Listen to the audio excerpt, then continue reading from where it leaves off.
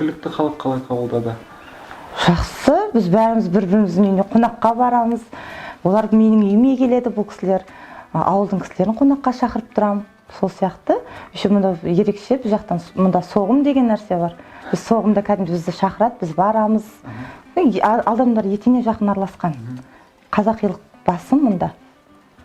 Ал балалардың жаңағы секциясына неге келетін болсақ, көп үйірмелер өте көп. Осыны бәрі тегін балаларға да.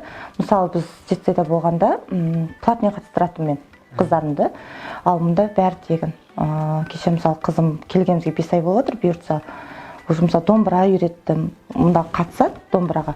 Қызығушылығы артты, домбырасын алып бердім, тартады күйлерін. Тоғызқұмалаққа барып келіп жатыр ауданға. Жеңіп келіп жатыр. Өзім де мысалы тоғызқұмалақ көрмеген, осындай келіп облыстан 3-ші орын алып жатыр. Айтып жатырмын ғой, адам ол қай жерде, қала ма, ауыл ма, оңтүстік, солтүстік ешқандай разницасы жоқ. Ол просто өзінен жаңағыдай мінезіне байланысты деп ойлаймын мен.